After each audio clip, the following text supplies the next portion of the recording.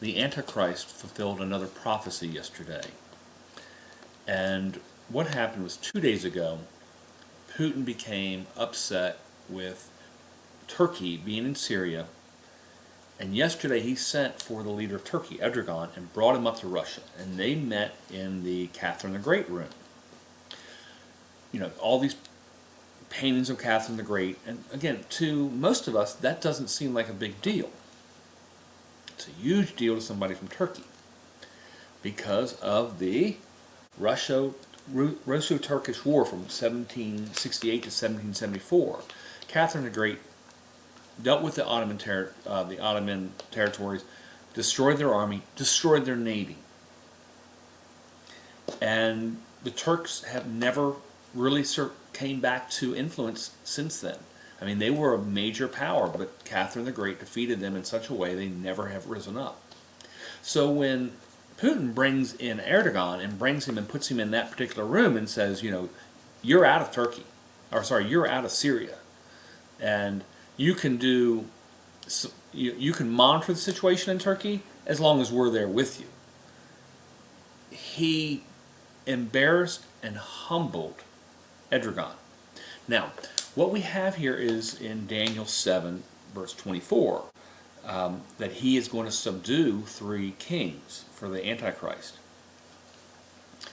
And the word for subdue is actually shepnel, and it actually is to bring low, to humble, or to be low, to subdue.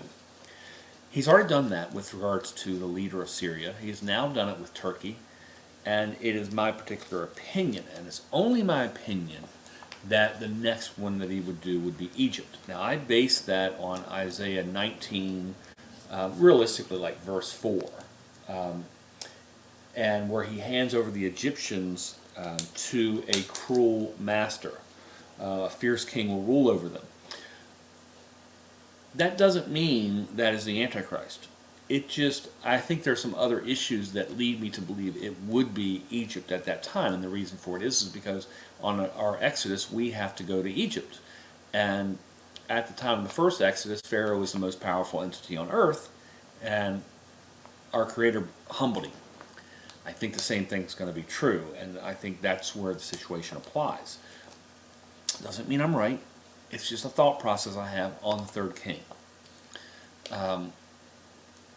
Now, the other thing, some people would say, well, how are you pulling Putin? I mean, that's just kind of crazy in itself. And some of y'all have seen some other videos I've done on this, and for those that haven't, you can actually pull it up on Wikipedia. But realistically, all you have to do is look at Ezekiel 39 and see that we're dealing with the Gog and Magog war is going to be what's upcoming. There's also a Gog and Magog war in Ezekiel 38, 1,000 years in the future, at the end of all time. However, this one, Gog and Magog, Josephus indicated that Magog is the land of either Russia, Ukraine, or Georgia. So we've got 3 options here. And so we go to Daniel 7, and as they start walking through, and so starting in verse 19, then I wanted to know the meaning of the 4th beast, which was different from all the others and most terrifying. With its iron teeth and bronze claws, the beast that crushed and devoured its victims and trampled underfoot whatever was left. Verse 20, and I wanted to know about the 10 horns on its head and about the other horn that came up before which 3 of them fell. That horn looked more imposing than the others, and had an eye and mouth that spoke boastfully. So again, we're talking now starting to get Antichrist. As I watched, this horn was waging war against the holy people and defeating them, again, Antichrist.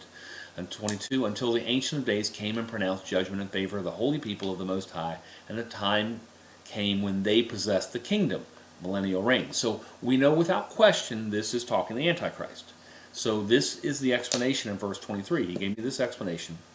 The 4th beast is a 4th kingdom that will appear on earth. It will be different from all other kingdoms and will devour the whole earth, trampling it down and crushing it. The 10 horns are 10 kings who will come from this kingdom. After them another king will arise, different from the earlier ones. He will subdue 3 kings. So that is the prophecy that we have in Daniel from the Antichrist. Now we can go to Daniel 12 where we see he does the abomination, causes desolation. But realistically, this is one. Now, you can go on Wikipedia and you can just type this in. If you want to see who the leaders of Russia are, and again, it could be either Ukraine or Georgia, but Russia it was the first communist country, so it's a country like any others. So when that happened, who were the leaders of Russia? Vladimir Lenin. From December 22 to January 24. Joseph Stalin, number 2, January 24 to March 53. Georgy Malenkov, March 53 to September 53. He wasn't in there long. In fact, he lost his powers almost immediately within the first month, but he was still a leader. Khrushchev. Now we know Khrushchev. He was the one with the Cuban Missile Crisis, banging his shoe on stuff. And it's from September 53 to October 64. Leonid Brezhnev, 64 to 82. He was the longest serving. I assume other than Stalin. Andropov, 82 to 84. November 82 to February 84. Chernenko, February 84 to March 85. Mikhail Gorbachev. Now, again, most of us who are a little older will certainly remember Mikhail Gorbachev. March 85 to December 1991. And then there's this one out there. He's just kind of a weird one because he's barely even there. Gennady Yanovlev, August 91 to August 91. He was only there for 3 days. He started a coup and he was arrested for the coup. So we have 9 leaders. Okay? And then we go to presidents of Russia.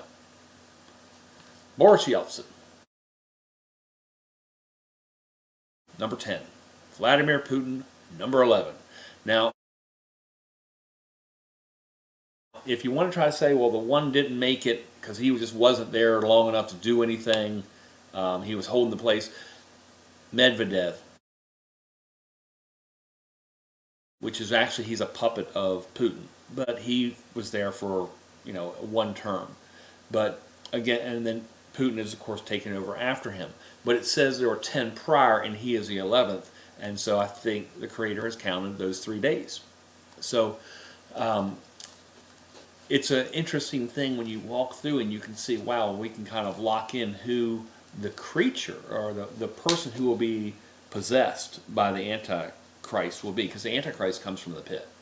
He's one of 7 prior leaders, and he's sitting in the pit right now. This is nothing more than who that person is. But again, he has done another prophecy. When that last one takes place, again, if we're looking at Daniel 12, he's even going to tell us when he's invading Israel. And that's really what's interesting about this. Because why did Putin become angry with Turkey? Because he's playing around in Syria. Syria in the last couple of years has put 2 naval bases in Syria. Russia in the last 2 years has put 2 naval bases in Syria. Their biggest naval bases are now in Syria. Russia's basically running the show in Syria. They've got a president basically in name only. And he just got a little tired of Turkey being in that land.